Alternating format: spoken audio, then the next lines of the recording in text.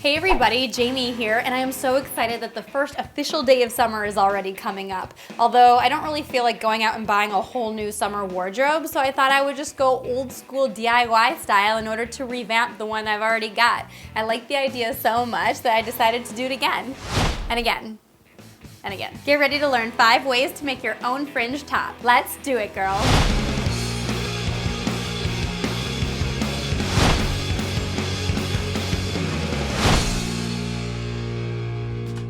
Okay, so in order to make a very basic fringe top, you're going to need scissors, a ruler and writing utensil, chalk, and any old top. You're more than welcome to cut out your shirt into a racer back or tank top or something like that, but I'm just going to be sticking to the actual fringe part of this tutorial. Now for the embellished fringe shirts, which I'm going to show you as well, you're also going to need decorative beads, a needle and thread, and 2 identical tops. All right, let's binge on some fringe. Here we go. Number 1, basic fringe. The first step is to put on your top in order to determine your fringe length. Remember, fringe equals see-through, so just keep that in mind when you're measuring. I want my fringe to start at my waistline, so I drew an indicative line with my chalk at that point. When finished, lay your shirt down flat on your workstation. The next step is to cut your fringe. Start by cutting off the bottom seam of your shirt. Use your ruler and writing utensil to mark out 1/2-inch intervals for your strips. You could also just eyeball it here or use the width of your thumb or something like that. Use your scissors to cut your shirt into strips at each marking, stopping your cut at your chalked line. Continue cutting along both the front and back of your shirt until everything has been transformed into strips. And that's all there is to it for a basic fringe shirt. Super simple, takes less than 10 minutes, and totally revamps anything in your closet. Now that you're warmed up, let's start playing around with the fringe design. Number 2, crisscross fringe. Start with a basic fringe top. Take 2 adjacent strands and knot them together. Continue doing this for all the strands on your shirt. The next step is to create the crisscross in your strands. Bring an outside right strand from one knot and an outside left strand from the knot next to it, and bring these 2 strands together, tying them into another knot. Continue this technique for the rest of the strands on your shirt. This is my favorite way to fringe a shirt, but if you want to add a little bit more color, then beat it.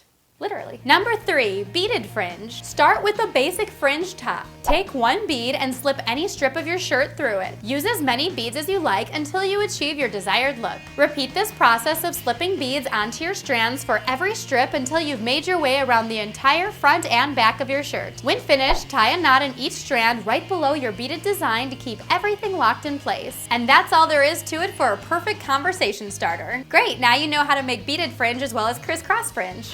So let's put them together. Number 4, beaded crisscross fringe. Start with the basic fringe top. Then take 2 adjacent strands and cross them over one another into an X shape, doing this for all the strands of your shirt. Take a bottom right strand from one X and a bottom left strand from the X next to it and bring them together. You'll add your bead at this juncture, knotting the strand underneath only if necessary. Continue this beading technique for all of your X's around the front and back of your shirt. You can stop here, or you can repeat this technique to continue your beaded crisscross fringe down the length of your shirt. And now you've got an eye-catching look in less than 15 minutes. Finally, let's swap our focus from bottom hanging fringe to top hanging fringe with number 5, the waterfall. Here's where you'll need 2 identical tops, setting one to the side for later. Using your scissors, cut down the entire side of your top, followed by snipping off the strap. Repeat on the other side until you're able to remove the top of your shirt from its bottom. Feel free to hang on to this back piece of fabric for future crafting projects, but we're just going to be using the front piece for this tutorial. The next step is to trim away the bottom seam. Then, starting at the top of your shirt, snip off the outside seam and work your way all the way down to the bottom of your shirt. Repeat on the other side. Once your piece of fabric has been trimmed down, it's time to cut your fringe. You can eyeball it here or use your ruler and writing utensil to mark out every 2 centimeters or so to ensure even strips. Use your scissors to cut up these markings from the bottom of the shirt to its top,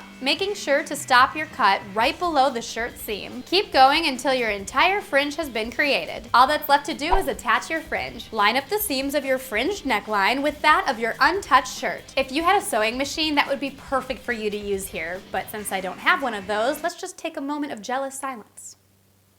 And moment over. Okay, let's get sewing. Following your thread along the original stitches on your shirts, create a running stitch from one end of your neckline to the other. When finished, tie off a double knot in your string, cutting away any excess thread. And your fringe top is complete. For added fashion, you can also slip on a bead or two down each strip and create a fun bead pattern on the front of your top. I love this shirt the way that it is, but for aesthetics, you can always trim your fringe into a semicircle or an upside down triangle shape, or you can always attach the bottom part of your fringe to the bottom part of your shirt so that way everything stays locked into place. No matter which way you decide to go, you now have 5 different ways of revamping your wardrobe into fringiness.